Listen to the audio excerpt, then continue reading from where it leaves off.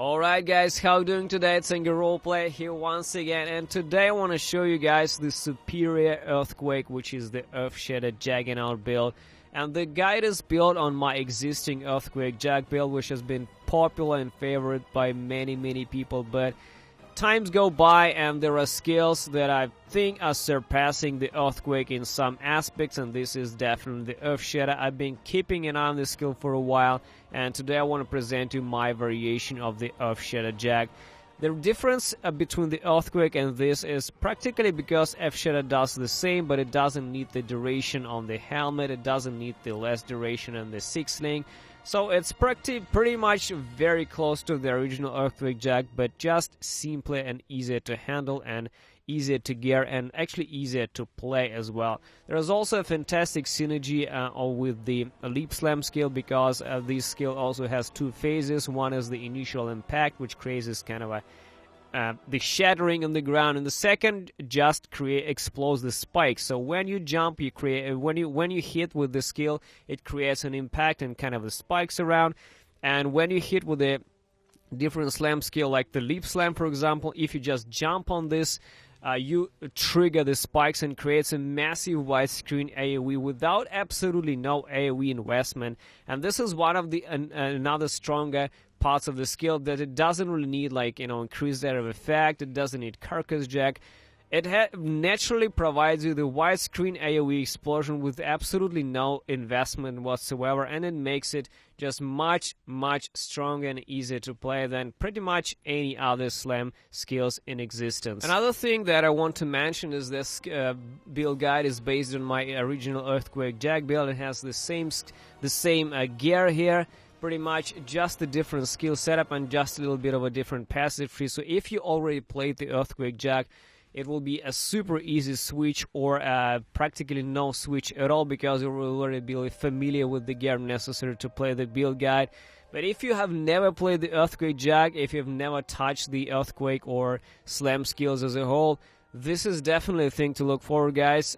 Can highly recommend this skill, and this is absolutely the fantastic league starter. It's very powerful, it's pretty cheap, it uses very simple items. No crazy gear, no insane crafting here. You can run with some rares and pretty much be very successful from the very beginning to the very end. Before we go further into the video, I would like to stop for a second and thank my Patreon supporters and Twitch subscribers. You guys are making a huge impact on my life and allow me to get going and continue creating content for all of you. Thank you so much. If you want to make it into the list and immortalize yourself on the internet, join Patreon to get sneak peeks and behind the scenes footage of my work. I'm always looking for feedback on my content, guys, in order to improve, so making sure you always leave comment, like or dislike. Your reaction is very important. And remember, you, yes you, are making a difference.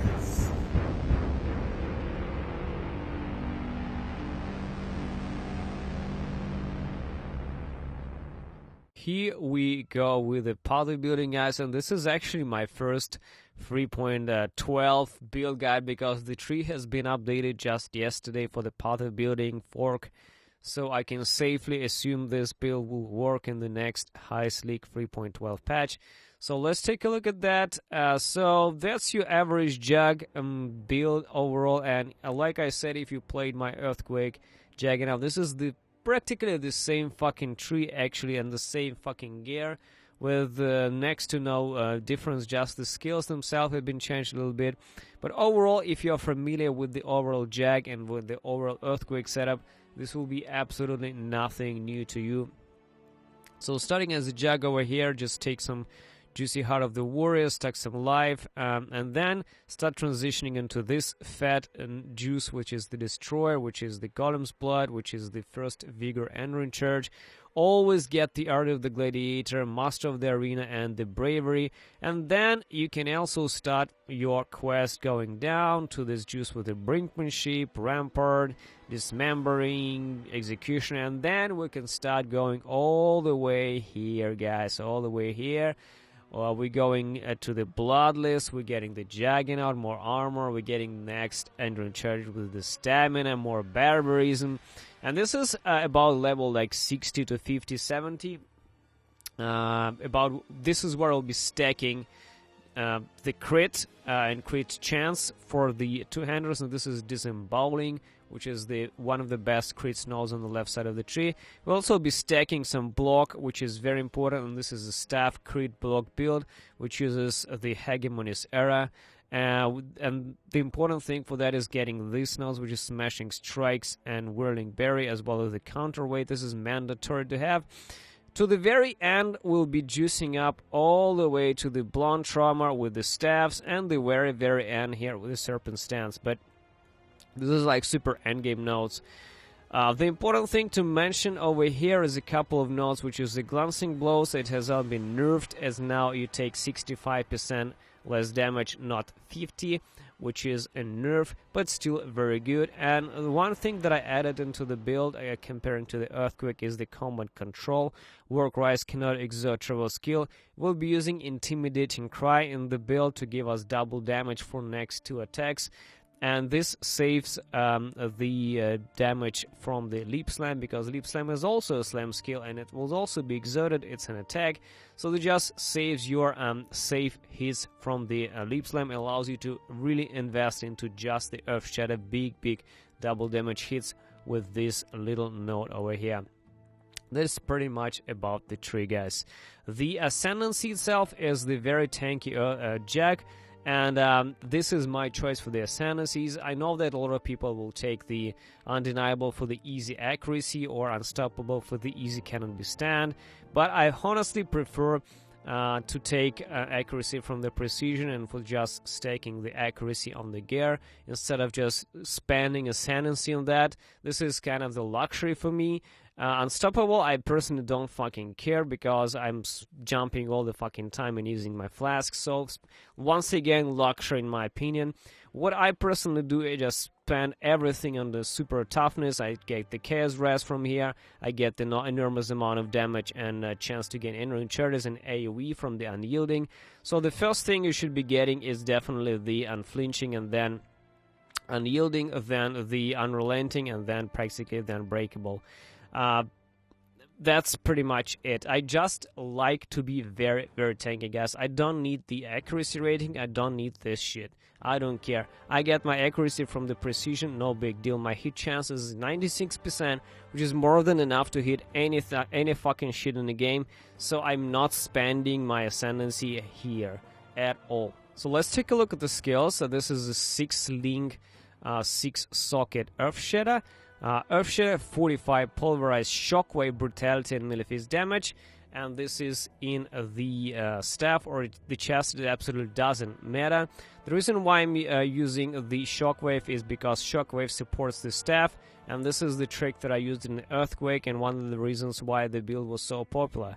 Look at the Shockwave damage, guys. If you're curious how much damage the Shockwave does and why it's here, one little fucking support gem, which could also be supported by the other supports, gets all multiplied, and the damage is 2.6 million on just one little support gem. Just imagine that. That's about 1 every second. Actually, it has a cooldown based skill. It's about like what? Yeah, it's about, I think, a second, less than a second cooldown skill. So every second with a big slam, let's say you're dealing this amount of damage. If you take a look at the Earthshatter, look at the Earthshatter damage. Earthshatter has 2 phases: the initial impact, which does about 1.8 million, and then the spike damage, which is a giant AOE around you, which is triggered by the Leap Slam. This is 1.3, so that's about 1.3 and a 1.8. That's about 3 million DPS, which is absolutely fantastic. For bosses, your spikes will be missing, but still, Shockwave plus the Earthshatter will do the job, guys. I will demonstrate the DPS in the video. You will see everything there, so check it out. I have the Shaper kill, I get the Cyrus kill, I get the Guardian's kill. You will see all the damage there. No doubts there is DPS, guys. So looking back at the skills, as you can see, this is the 6-link. The other 6-link is the auras, which I have in my chest or the staff. Flesh and Stone with Enlightened Pride, Blood and Sand, War Banner, and Maim. That's about it. Maim supports the, I think, Flesh and Stone, right? Nearby enemies are Maim, and Maim enemies take 16% increased fizz damage when we're going pure fizz, because we're using Brutality here, which is mandatory. Full link Lip Slam in my gloves or the helm, doesn't really matter. Faster attacks, Lip Slam, Blood Magic, Intimidating Cry. Intimidating Cry, guys, exerted attacks deal double damage. Double fucking damage, that's crazy amount of damage. I don't run this Keystone, which is Call to Arms using Warcry as an instant. My opinion is absolutely waste. I tried using that, I tried using without that. Just a little bit of extra micro cooldown adds to the Warcry when you actually casting the animation. In my opinion, absolutely wasted. So unless you're using one Warcry, which is I do, absolutely not needed in my opinion, perfectly fine. Another one is the custom damage taken setup for the Ice Golem, which just actually gives me more crit chance. As you can see, an accuracy, which is mandatory.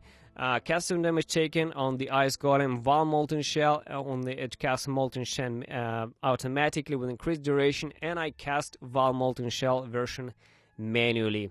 And another 4 link is the Blood Rage Blood Magic with War Chief. Once again, I'm using Blood Magic to just save my mana, and I reserve Precision with the Blood Magic to absolutely fit all this juice like Pride, Flesh and Stone, Blood and Sand, War Banner. You're fitting all of that and reserving your Precision with the Blood Magic, which makes you super much space and allows you to deal the maximum amount of DPS. Absolutely, guys, mandatory. This is my invention, actually. My invention is this.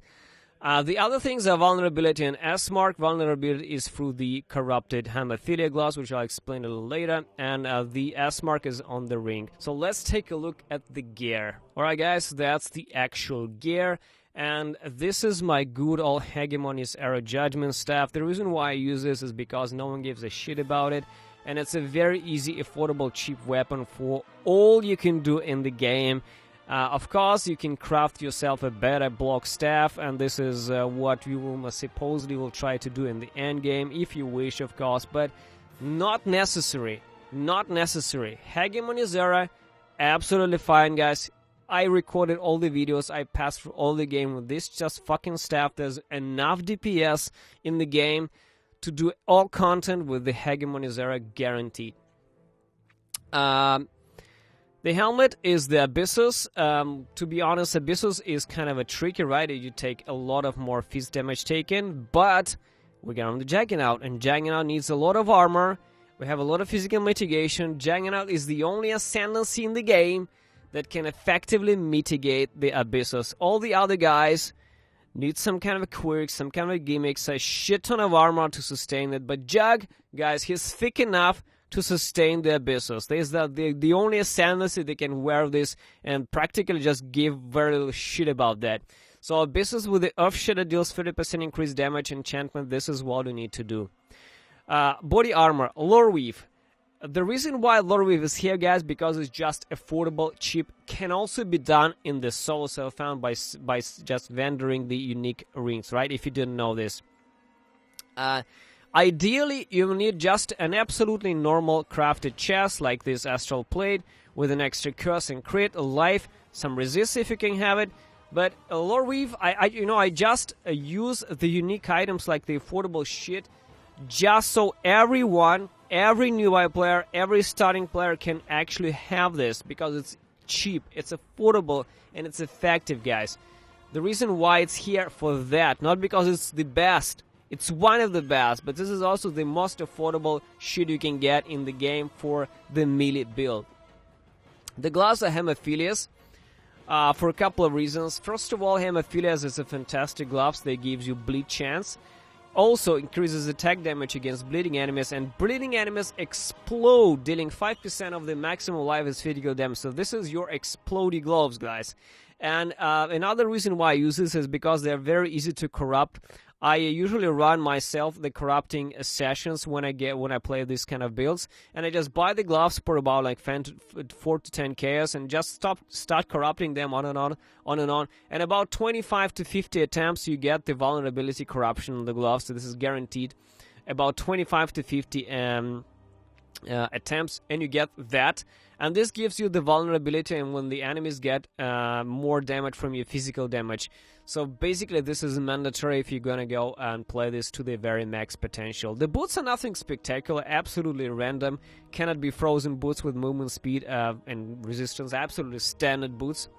The amulet is just pure DPS stats, crit chance, fizz damage to attacks, crit multi, and stats that you want to get from that. The anointment is disciple of the unyielding, and I'll show you guys what it does.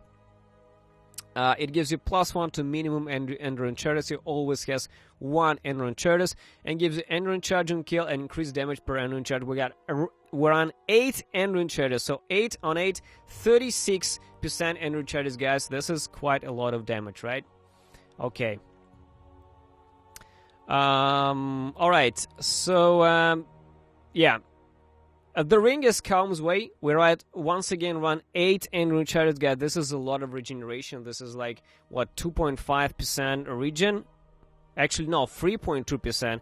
Yeah, 3%, over 3% of life regen per second, as well as gives you 1 more endurance charge. This is kind of the, I would say this is one of the best rings that the Jug can have, like high endurance charge Jug can have that. This is one of the best.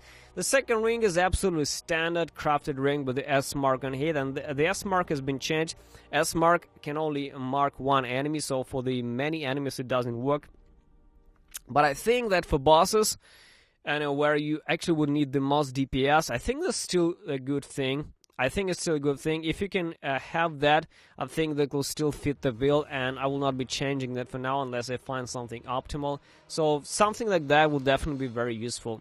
The belt is absolutely nothing crazy, your standard average belt, life resistance, increased damage, nothing fancy.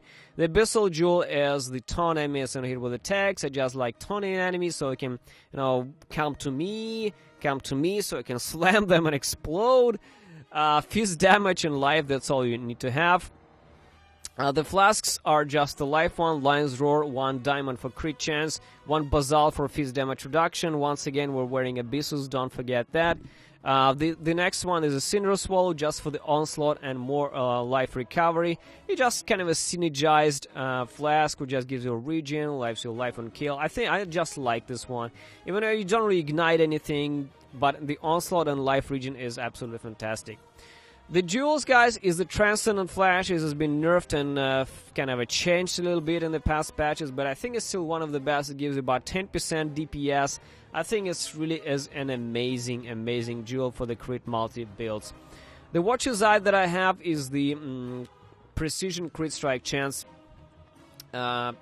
Precision Crit Strike Chance 1, and also the Malevolence. Malevolence doesn't matter, so Pride. Double damage with Pride, guys, is what you need to get there. If you can get to some kind of a precision one, definitely use that. I think this mod has not been touched. I think they nerfed the crit multi-precision one, but this one with the flash charges, I think it has been untouched. So something like that is what we're looking forward.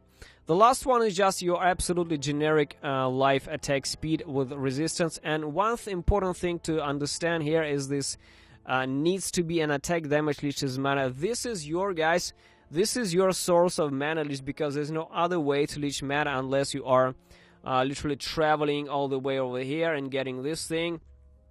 This is no other way to source to leech mana except for this. So this is what one little baby trick how you can leech all mana you need for all your attacks. This is mandatory. Alright guys, so this is it for the build guide. I really hope you enjoyed it. Like I said, if you've never played the slam skills, if you've never played something like the Earthquake Jug, this definitely is a build guide to watch for. I think it's fantastic. It's all around cheap. It's effective. It can devastate all the endgame quite nicely. There's not really any like super weak points of this build. It's just an all-around fantastic experience in my opinion. It's really hard to say like what's the weak point of that. It just has everything in there: good recovery, good leech, The accuracy is fine, the resistances are fine. It's a bit of a work, but you can get there. The damage is absolutely amazing. It's not, one-shotting anything. It's not blowing everything apart, but it's there. It's okay. It's your average damage overall. I would say it's nothing spectacular, but it's definitely there. You can see it takes down Grox, it takes down the Conquerors quite easily. Took down Sheeper, took down Cyrus 8. No big of a deal. So overall, all around, I would definitely recommend this kind of build for your melee character. If you've never played a melee, if you've never played the slams, if you want to experience something with dramatically insane amount of AOE, I can definitely recommend that. And this is a very enjoyable experience as a whole, playing a character which is very tanky and at the same time has like a widescreen, clear AOE. This is a very fun gameplay as a whole, and this is very actually addicting gameplay, and it's one of the reasons why I like my Earthquake Jug so much, and I keep on dragging the build for all these years. And I'm very happy that there is a skill like that which actually surpassed the build that I created. Okay guys, thanks for watching, take your time, and see you soon in the Heist League.